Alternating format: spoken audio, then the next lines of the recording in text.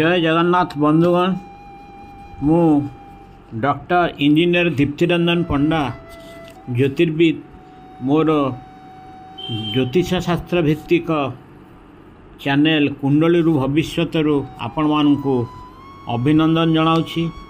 पूर्व अध्याय आम विस्तार भाव संतान विचार केमती करेंगे कुंडली रे से विषय आलोचना करथिले।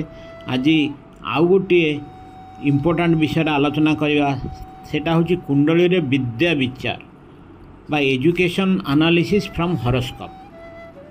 विद्या हेउची व्यक्तिर व्यक्तित्वर गोटे प्रमुख मानदंड। अधिकांश क्षेत्र में पिलाटी कौन पढ़िले भल करिवो तार पितामाता बा अभिभावक न जानी ताको एपरी विषय पढ़िया को बाध्य करती जोटा ता पक्षे आदौ शुभकारक नुहे बा सी से पारदर्शिता देखा कथा ताहा देखाई पारि न थाए।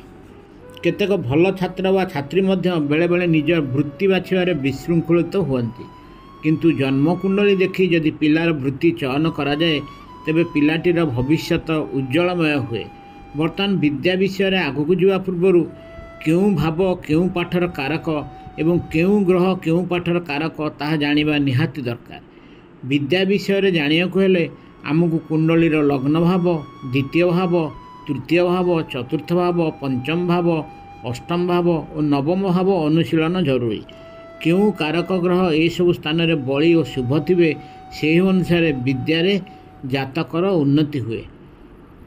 प्रथम लग्न भाग, प्रथम आमको लग्नर सामर्थ्य देखा पड़ो। एथिरू जातकर मनर अवस्था, माइंडसेट, निजत्व जोटा सेल्फ आइडेंटिटी, स्वास्थ्य और दृढ़ विश्वास सेल्फ कॉन्फिडेंस जना पड़े।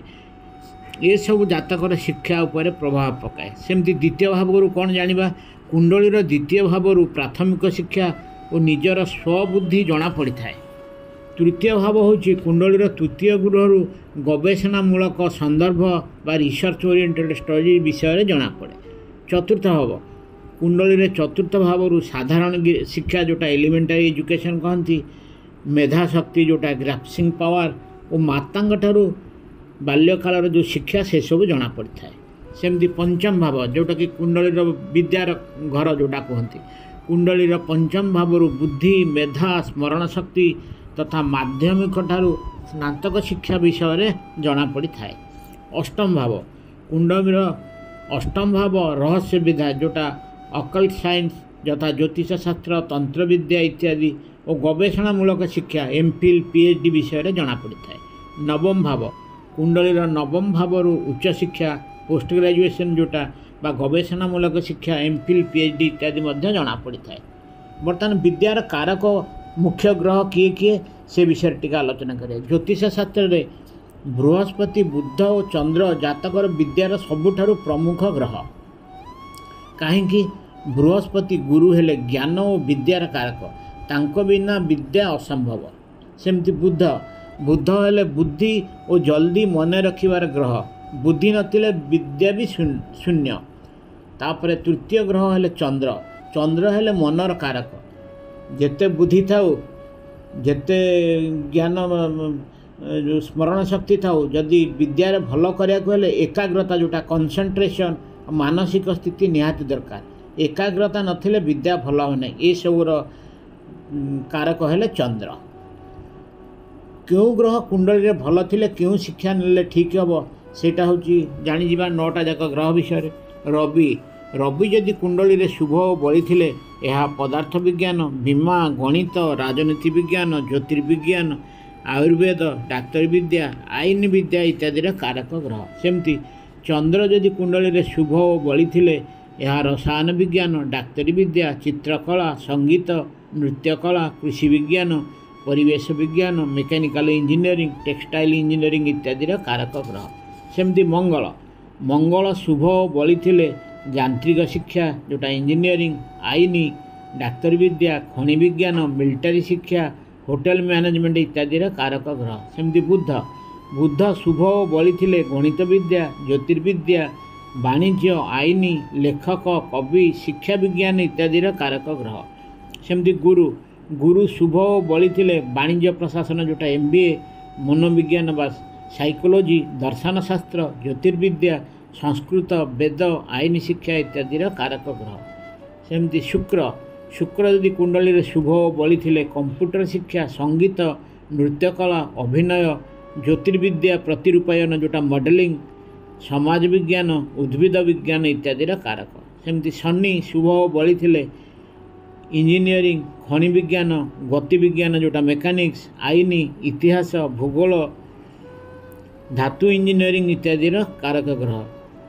सेमती राहु राहु शुभ बली थिले महाकाश विज्ञान, वैमानिक बा एरोनॉटिकल इंजीनियरिंग, कंप्यूटर विज्ञान, जादूगर, बेतार engineering, wireless engineering, mobile engineering आदि कारक ग्रह। केतु केतु शुभ बली थिले परिवेश विज्ञान जोटा एनवायरमेंटल इंजीनियरिंग, कंप्यूटर, प्राणी विज्ञान, भाषा विज्ञान, सूक्ष्मजीव विज्ञान माने जोटा कहते माइक्रोबायोलॉजी, चमड़ा विज्ञान, डाक्तर विद्या, गुइंदा विज्ञान, डिटेक्टिव साइंस इत्यादि कारक ग्रह। बर्तमान आसवा कुंडली रे केमिति शिक्षा हेबो कि नहीं, कुंडली देखिक आम केमिति अनुमान करवा। वैदिक ज्योतिर्विज्ञान बृहस्पति होउछन्ति विद्या और बुद्धिर सबुठारु बड़ कारक ग्रह। बृहस्पति यदि त्रिकोण बा केन्द्र रे विशेषकर पंचम स्थान अधिपति होता से क्षेत्र में पिला विद्यार अति पारदर्शिता लाभ करे।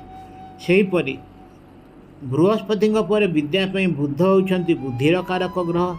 यदि बुध बली और शुभ होई कुंडलीर लग्न रे द्वितीय स्थान रे पंचम स्थान रे रुहंती तेबे विद्यार से पिला मध्य निपुण हो। मारक ग्रहंकर महादशा समय बृहस्पतिंकर शत्रुंग महादशा समय एवं बुध की गुरु 6 षष्ठ स्थान अष्टम स्थान बा द्वादशी रे थिले विद्यारे बाधा आसे। विद्या हेबो कि नहीं ताहा ग्रह मानकर उपयुक्त गृह रे अवस्थित को नहीं विचार करिया को पड़े। ग्रह मानकर संयुक्ति सही गृह को दृष्टि इत्यादि विचार करी विद्या विषय निर्णय करिया को पड़े। बुधादित्य योग और सरस्वती योग कुंडली रे बुध और रवि शुभकारक ग्रह होई एकाठी रहिले बुधादित्य योग होता है। ए क्षेत्र में से पिला विचक्षण पंडित होता है। सेहीपरि कुंडली रे रवि बुध और शुक्र शुभकारक ग्रह होई गोटे स्थान रे अवस्थान कले सरस्वती योग सृष्टि होता है। सरस्वती योग रे पिला अति बुद्धिमान सहित सी संगीत, नृत्यकला, पेंटिंग इत्यादि रे अति पारदर्शिता लाभ करे। सेमती नवम स्थान कुंडली नवम स्थान रु भाग्यस्थान बा धर्मस्थान बा आध्यात्मिकतार स्थान कहते। नवम स्थान कारक ग्रह बृहस्पति अटंती। कुंडलीर नवम स्थान बली और शुभ ग्रह रहिले व्यक्तिर उच्च शिक्षा, रिसर्च बा गवेषणामूलक शिक्षा, स्पिरिचुआलिस्ट बा आध्यात्मिक शिक्षा प्रवृत्ति जना पड़े। पाठ केमती हुएनि केमती जेतेबेले जातकर द्वितीय एवं पंचम गृह एवं तांकर अधिपति अन्यान्य मारक ग्रह सहित संयुक्त थिबे बा दृष्टि थिबे एवं सेमाने मध्य खराब ग्रह यथा त्रिगृह षष्ठ अष्टम बा द्वादश अवस्थान करिथिबे से क्षेत्र में से पिलार पाठ हुएनि। बृहस्पति लग्न रे थिले जातकर विद्या बहुत भल कारण गुरुंक दृष्टि पंचम और नवम गृह को थिबारु तार उच्च शिक्षा बहुत भल होता है जेहेतु गुरु हेले विद्यार कारक। जदि पंचम गृहर अधिपति बा नवम गृहर अधिपति परिवर्तन जोगरे थिबे बा पंचम अधिपति और नवम अधिपति एकाठी कौनसी शुभ गुरु गृह रहिले भल उच्च शिक्षा और मेडाल प्राप्त हो पारे। सेमिति लग्ने से भल गृह रहिले उच्च शिक्षा प्राप्त हेबो किंतु जदि लग्न रे राहु केतु बा शनि थिबे तेबे शिक्षा रे किछि ना किछि गड़बड़ होई पारे, बहु बाधारे शिक्षा होई पारे। सेमिति लग्नाधिपति जदि षष्ठ अष्टम बा द्वादश गृह रहिबे तेबे बहु संघर्ष पर उच्च शिक्षा मिल पारे। बुध जदि खराब स्थान रे 6 8 12 बा अस्त हो जाइथिबे बा नीचस्थ बा शत्रुगृह रे बा अंशबल कम तेबे से व्यक्ति गणित, पदार्थ विज्ञान और वाणिज्य इत्यादि रे कमजोर रहिबे। किंतु बुध अष्टम गृह रे रहिले तार ज्योतिष विज्ञान पढ़िया पई अनुकूल और गवेषणा करने को अनुकूल परिस्थिति सृष्टि हुए।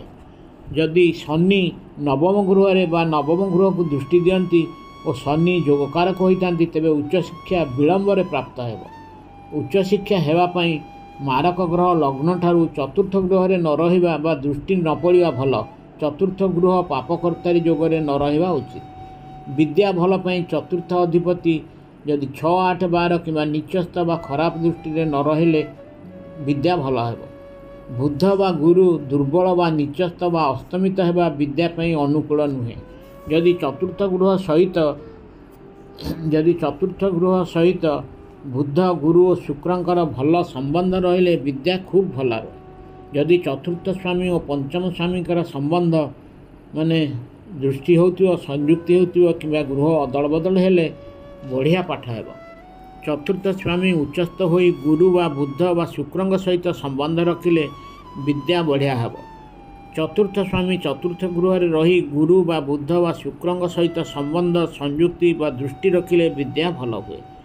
ନବମ ଅଧିପତି ଲଗ୍ନରେ ବା ଚତୁର୍ଥ ଗୃହରେ ବା ପଞ୍ଚମ ଗୃହରେ ବା ଏକାଦଶ ଗୃହରେ ରହିଲେ ବିଦ୍ୟା ଭଲ ହେବାର ଲକ୍ଷଣ।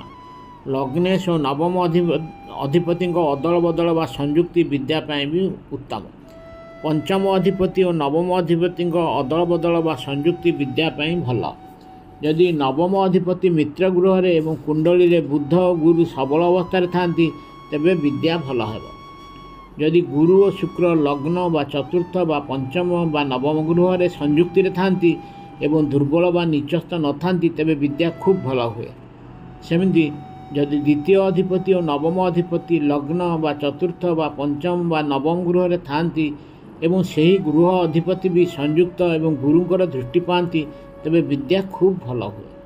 ଯଦି ଚତୁର୍ଥ ସ୍ୱାମୀ ଷଷ୍ଠ ଗୃହରେ କିମ୍ବା ଷଷ୍ଠ ସ୍ୱାମୀ ଚତୁର୍ଥ ସ୍ଥାନରେ, ଚତୁର୍ଥ ସ୍ୱାମୀ ନିଚସ୍ଥ ବା ଦୁର୍ବଳ ତେବେ ପାଠରେ ଅସୁବିଧା ହେବ। ଯଦି ଲଗ୍ନେଶ ବା ଦ୍ୱିତୀୟ ଅଧିପତି ପଞ୍ଚମ ଗୃହରେ ଥାନ୍ତି ଏବଂ ସବଳ ଥାନ୍ତି ତେବେ ଜାତକର ଶିକ୍ଷା ଭଲ ହେବ। ଯଦି ଲଗ୍ନେଶ ନିଚସ୍ଥ କିମ୍ବା 6, 8, 12ରେ କିମ୍ବା ଅସ୍ତମିତ କିମ୍ବା ଦୁର୍ବଳ ତେବେ ତାହା ପାଠ ଭଲ ହେବାରେ ବାଧକ। ଆଜି ପାଇଁ ଏତିକି। ଆଜି ବିଦ୍ୟା ବିଷୟରେ ଆମେ ଆଲୋଚନା କଲେ। ଆସନ୍ତା ଅଧ୍ୟାୟରେ ଆମେ ଆଲୋଚନା କରିବା କୁଣ୍ଡଳୀରେ କେମିତି ସ୍ୱାସ୍ଥ୍ୟ ବିଚାର କରିବା, ହେଲ୍ଥ ଆନାଲିସିସ୍। ଯଦି ଆପଣମାନଙ୍କୁ ଆଜିର ଏଇ ଅଡ଼ିଓଟି ଭଲ ଲାଗିଛି ତେବେ ଏହାକୁ ଆଗରୁ ସବସ୍କ୍ରାଇବ୍ କରିନଥିଲେ ସବସ୍କ୍ରାଇବ୍ କରିବାକୁ ଅନୁରୋଧ ଏବଂ ଲାଇକ୍ କରିବେ ଏବଂ ବହୁ ମାତ୍ରାରେ ସେୟାର କରିବାକୁ ଅନୁରୋଧ କରୁଛି। ଜୟ ଜଗନ୍ନାଥ।